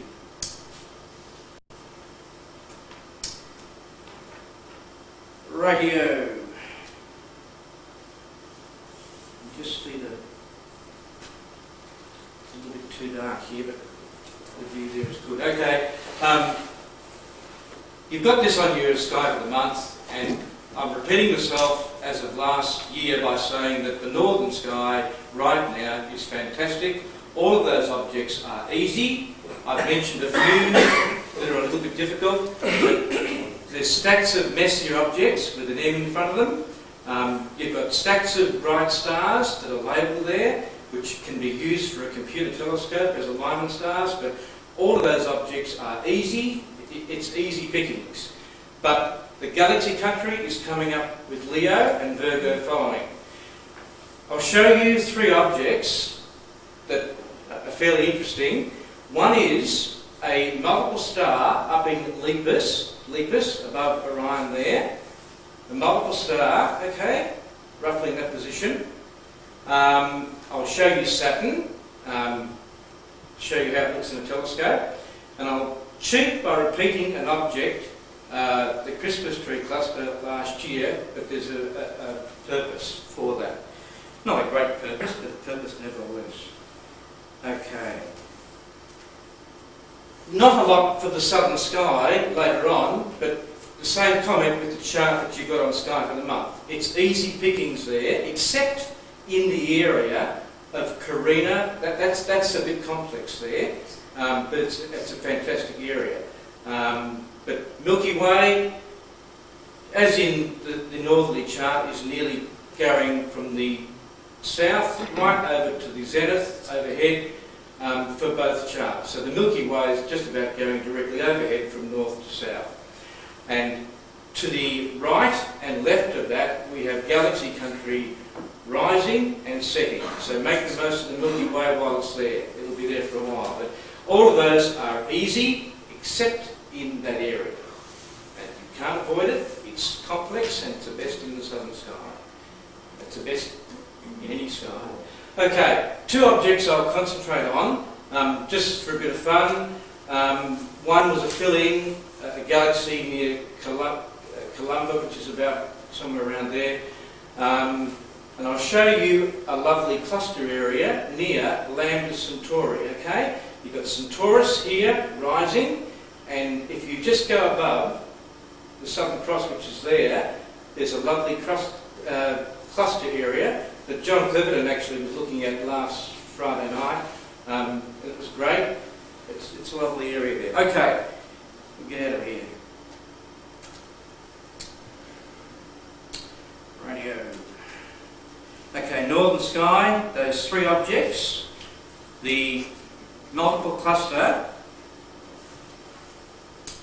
Okay, that's Lepus again, and the multiple star is in there, okay? That's just above Orion.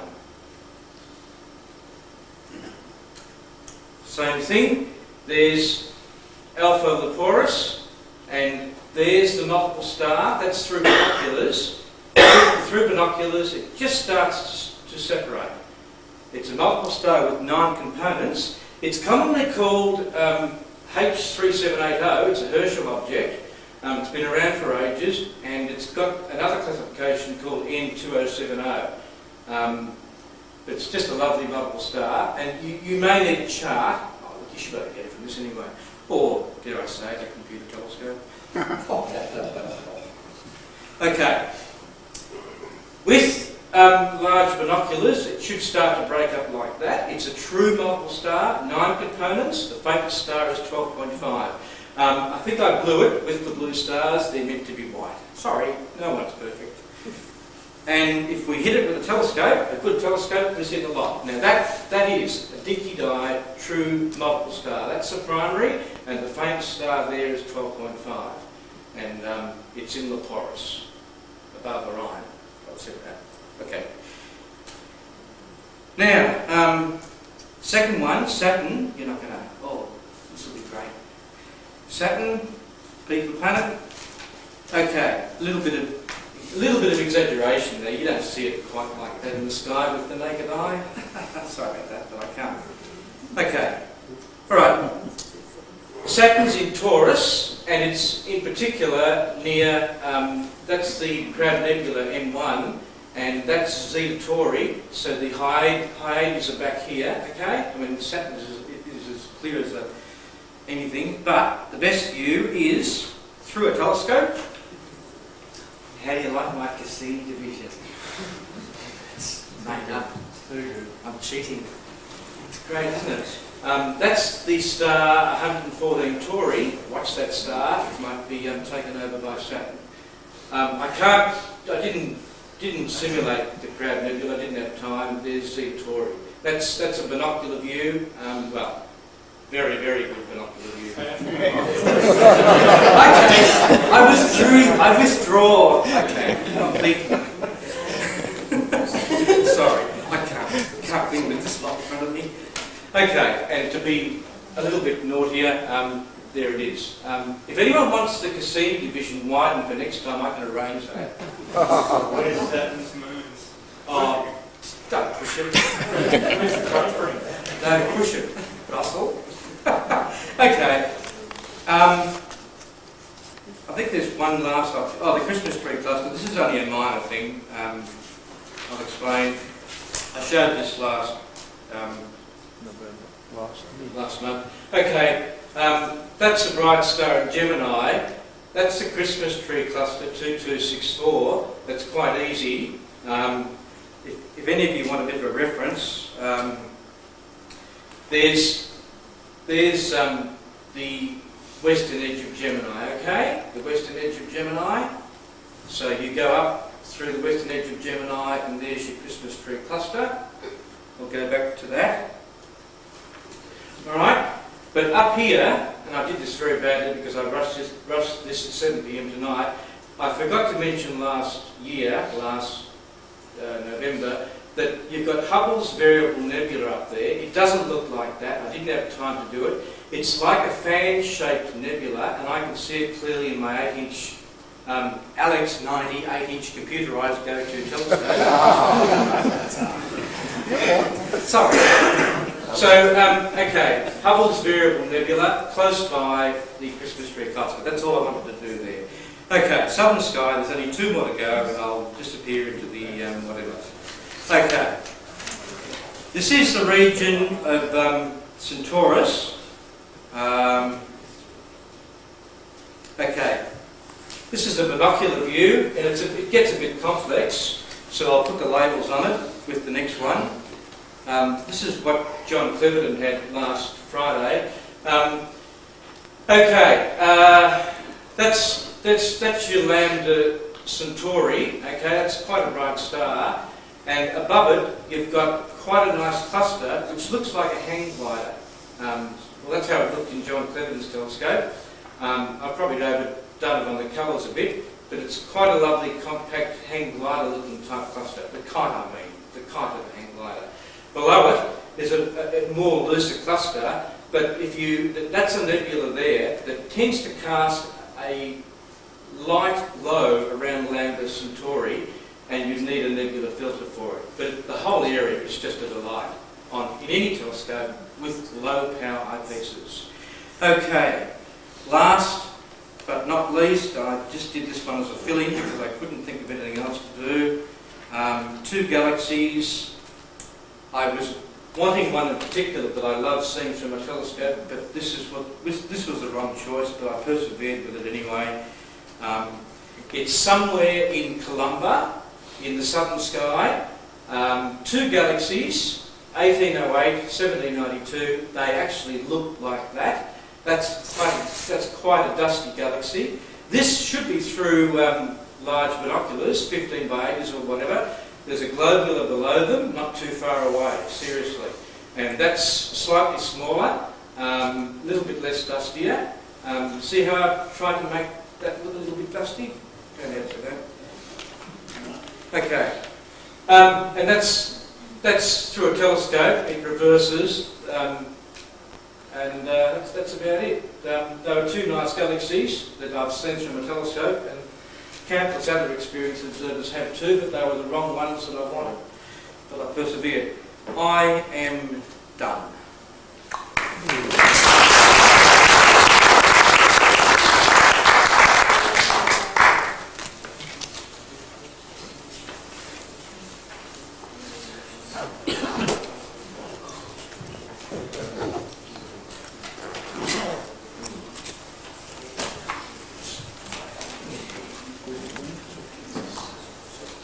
Thank you, Bob. I'll make no comment. You may. I can. All those galaxies, I would like to see a telescope that shows them. There's only one telescope in the society that might do that. Anyway. No one can do that. No one. I dare anyone to do that. Oops. I think I've got a note to the program called Cast UCL, which is quite good. Anyway, thanks everyone for their attendance tonight. It's setting on to 25 past 10 and we got through it quite nicely. Again, thank you, Hugh. It was a fantastic talk. Thanks to the guys with their solar eclipse experiences. That was very interesting. And Peter, that was a very good video, quite funny. I wonder what the people thought at the museum with that. You ran it continuously? Yes. Yeah, that was very good. Did you ever stop before your faces on the front or something? Did you let it go right through them? Let it go. Let it go right through. Yeah, made the kids laugh who saw it actually. It looked like Mr. Bean, actually. It looked like Mr. Bean. That's very nice. A reminder, can we just have a couple of people to help us clean up, please? That'd be good. And next meeting, it's not an actual speaker, in fact. We are actually going to discuss our possible name change in our society. And we might have a few other sessions as well, but the main session will be that discussion. And if anyone's got any thoughts on that, we were notified in Scorpius, and we allow people about 5 minutes, even just a couple of minutes, whatever, but no more than 5 minutes to have an argument or whatever about it, whether they think it's a good idea, bad idea, what name they may or may not like, all that sort of thing. Think about it very carefully. It's a big decision that the society may or may not do, and think of it for the next 50 years, 100 years. So I would like as many people to put an input in as possible, because if you don't, and a decision is made and you don't like it, then it's going to be tough picking. So we would like everyone's point of view, and as I said, you'll get about 5 minutes. There'll be no interruptions in that 5 minutes, but other people can have a comment about it as well. So that's our next February meeting. And yeah, obviously if you can't get here, and there is a notice in the Scorpius that you can email me personally, or even just ring me, or you can drop a line through our post office box, writing out your thoughts. Alright, because we need to get as much input on this as possible, because it's easy for a committee to sit in a committee meeting and say, okay, we're going to do something like this, and not have the input of the members, and it's you're the people that are affected, so we want all your opinions. And a reminder that the library is open from 7:15. Tonight was the first one and forever meeting after this, so at 7:15 in the library to borrow books and things like that. Please come to our members' nights. We have lots of members' nights, basically every Friday or Saturday night. This weekend's right on full moon, so there probably won't be as much activity up there. We do have the public night this Friday night. Weather sounds good, 34 odd degrees, but Saturday's weather doesn't sound so good. So after that, we'll go back to our later on moon, so people can turn up and view. So do use the Briar site. There's plenty up there, plenty of area for you to view from. Josephine's Toilets isn't too far away if you wanted to go to the loo. And we have mains power up there. We have tea and coffee available throughout the night. And see if you can come and beat us to dawn. And see the Virgo clusters this time of the year instead of right in the airport. Alright, so then the next TLD is on, as I said, February the 8th. That's a solar day. And that about wraps it up. Alright, thank you for your attendance, and we'll see you next. Sorry, John. You did ask me, and I didn't write it down. I've got a few charts for Comet Kudo Fujikawa up now that the tracker has changed, so you can come and pick them up off me if you want to. Thank you, John. Sorry. Don't write everything down. And John does have the name tags as well, so but if you're interested in having a look at that comet, please grab a chart off John. Do remember, I'm going to remind you at every meeting that I want you to prepare for Mars, right, in August. Now is the time to think about it for the next few months. So at every meeting, at the end of the meeting, I will remind you. so that anyone doesn't come up to me and says, how do I view Mars or how do I use my telescope? So come August, you will know and you will enjoy it. All right, thank you again and see you next month. David? Hello, Russell. Hi, David. How are you? And just the last viewing night, we had down the Bryce with Saturn and Jupiter. We had some excellent views of Saturn and Jupiter, so people that weren't there missed out, unless you're looking at it from your backyard. Well, I can sit here and we can talk about the viewing nights all night, but I won't. So, but yes, we did have some good nights, and we had a few nights where a couple of us went to dawn, but I think the best night we had really was that barbecue night with the Gemini meteor shower. I do love meteor showers, and I've seen some pretty good ones, especially at Woomera, but this was the best one I saw since Woomera. It was really good, so if you missed it, unfortunately, bad luck, but it'll come around again later this year. But yes, the views were good on Jupiter and Saturn, and we did see the red spot, and that was excellent, and Cassini division, and lots of moons on Saturn, so it's the time of the year to be observing, it really is. Unfortunately, the weather can be a bit iffy, and with the bushfires, it's making the seeing conditions pretty bad. So, what? That's the truth. I tell the truth, Bob, not like some.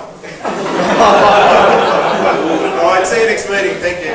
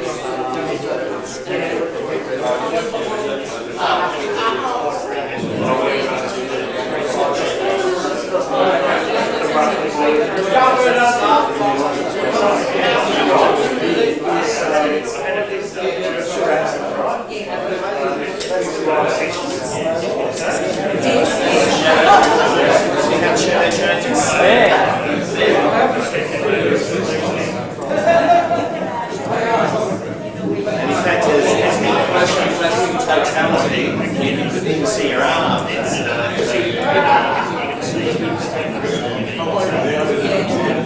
Where were you when you did this, Pete? Where was I? Yeah. Standing next to the camera. What, is this out as a junior, is it? Koolymilka. Oh. Which was shown in your map.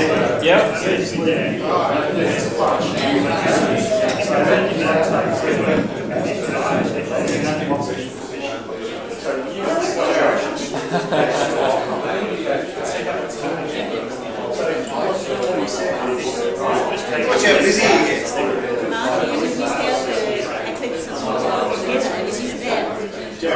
Really? Have you been up there? Oh, I was there, yeah. I just see the steps out outside.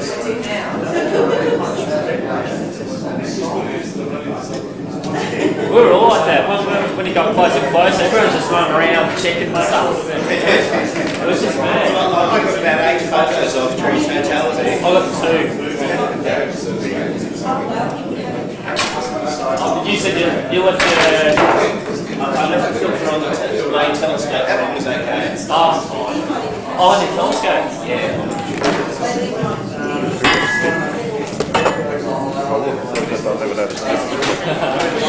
I've already got started for it. Are you watching? This is really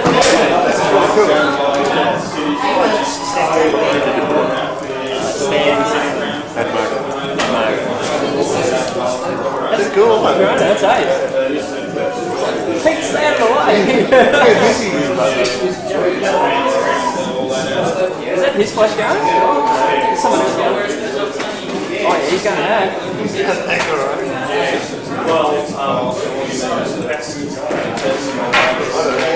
Oh, it's gone.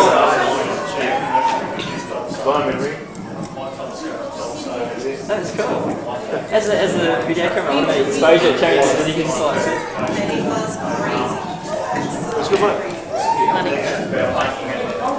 Can I give you money too? Yes.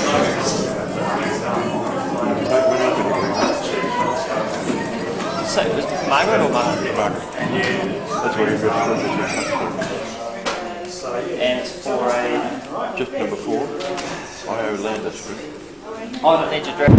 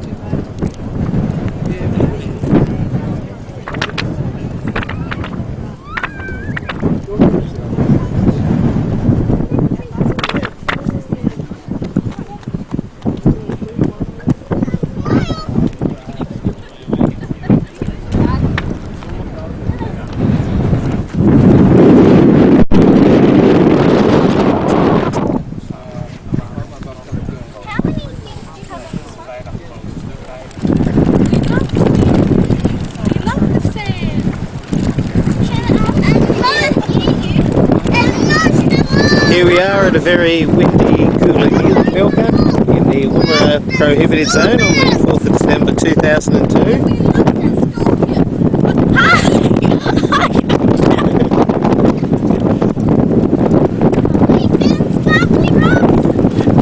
Getting ready for the total solar eclipse.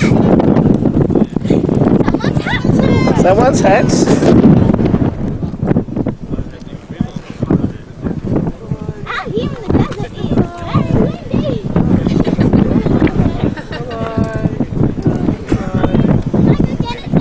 No. Now hold your hand upright. Upright. Move out the way of Christopher. Hold your hand right up high in the air. That's it. Now move your arm from horizontal to vertical. No, your arm. Move your arm. All right. Out the way, Christopher. Okay, move your arm upwards slowly. That's it. See how it changes? See how that changes?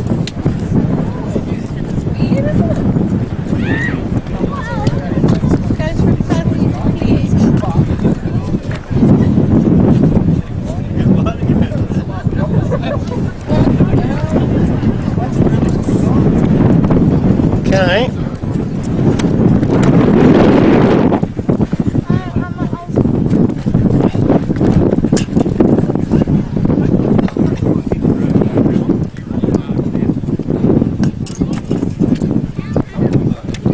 Christopher, go up there now, please. It's going to get dark soon.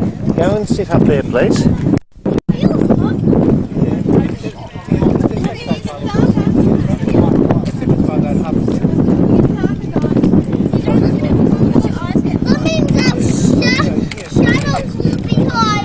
That's right.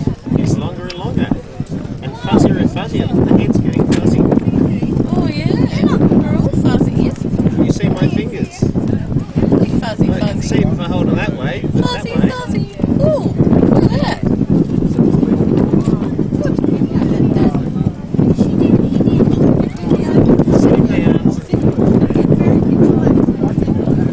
Just like night time. And listen, use your ears and listen for any sounds. Okay, Cassandra, take the glasses away because she's going to be busy with the camera. Have you wound it on?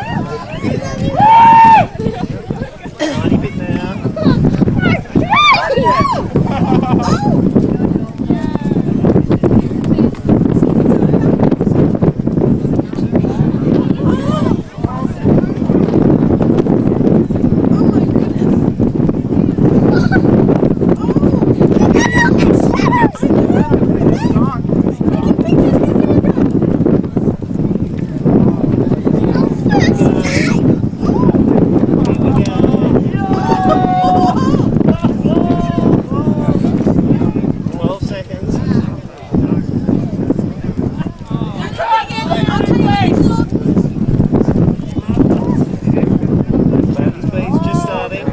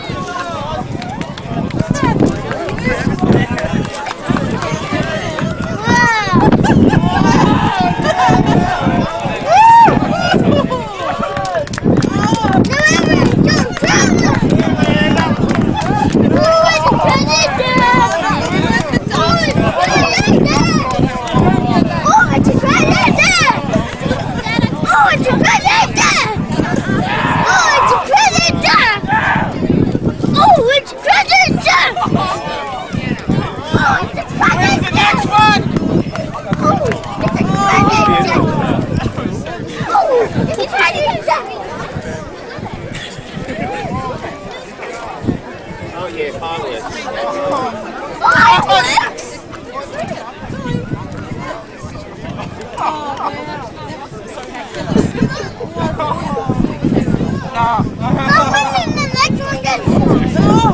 When's the next one?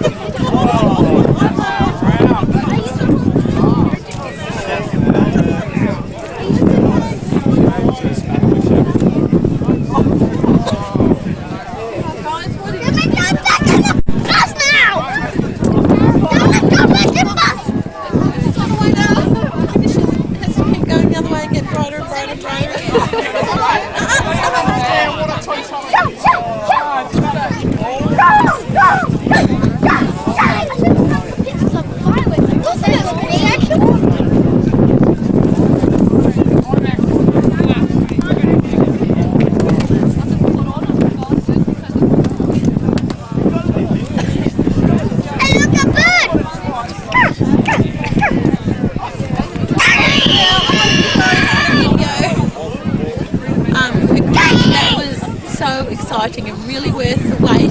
Yeah, I was taking and all the cold wind and all the darkness. It's just so much worth it. That was just really. Wasn't that one? Describe what you saw in the sky. What did you see in the sky? Big just like on the cat. Just like on the cat. Exactly the Did same you see the on corona the all cat. around? Did you see cat? Corona? Absolutely all the way around. Did you see any colours? Did you see any colours with your eyes? I saw white. You just saw white? I just saw white. Just I was saw too white? busy taking photos. Yeah. You saw it with your eyes, eh? Did you see it when it was dark with your eyes? What I did so I could look at the same time I went. Okay, good.